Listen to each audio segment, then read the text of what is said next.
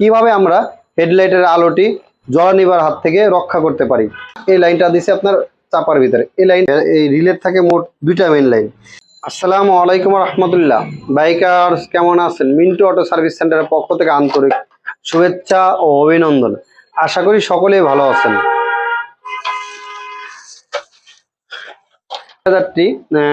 হেডলাইটটা যখন দেওয়া হচ্ছে তখনই হেডলাইটের আলোটা জ্বলতেছে নিতেছে। এটাতে এলইডি বাল্ব ইনস্টল করা হয়েছে। শুধু অ্যাবজেট ফেদার বললে ভুল হবে। অনেক বাইকে দেখা যায়, আমরা দেখতে পারি যে যখনই আমরা হেডলাইটটা জ্বালাই তখন আপনার হেডলাইটের আলোটা বাড়িয়ে দেয়, মানে মনে জ্বলে নেবে, মোমবাতির মতো জ্বলে নেবে এরকম আর কি। এই সমস্যার সমাধান নিয়ে আজকের এই ব্লগটি, যে কিভাবে আমরা হেডলাইটের আলোটি জ্বলনিবার হাত থেকে রক্ষা করতে পারি। তা সেজন্য আমরা এই হেডলাইটের রিলে যে সেটআপটি আছে এটা ইনস্টল করব।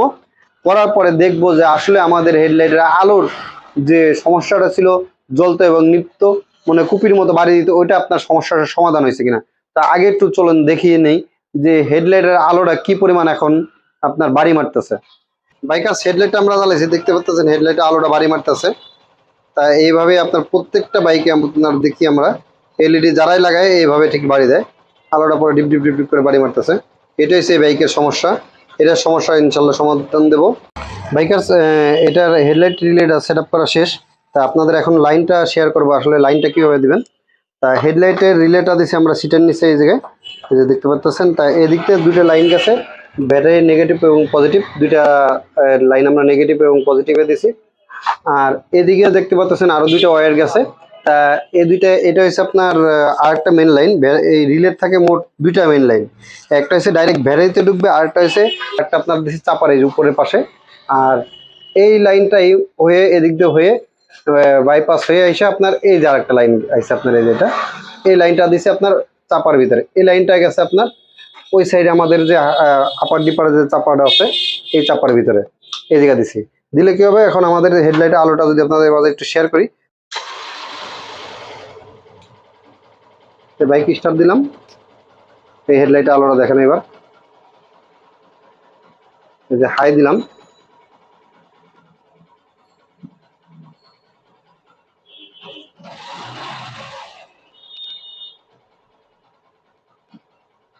দেখতে পাচ্ছেন আগে যেটা কাঁপতো ওই কাঁপাটা এখন ভাব কিন্তু আর নাই আমাদের হেডলাইটে। দুইটারই পার্থক্য বুঝতে পারতেছেন, এবং হেডলাইটের আলোটা অনেক বেড়ে গেছে।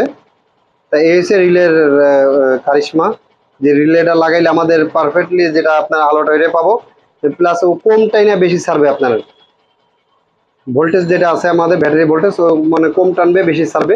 এটাই হচ্ছে রিলের কাজ। তা রিলেটা ইনস্টল করা শেষ। তা এটা আমরা পুরোটা বাইকটা আবার সেট আপ করি। সেট আপ করার পরে তারপর আপনাদের সাথে আবার আলোটা আবারও শেয়ার করব।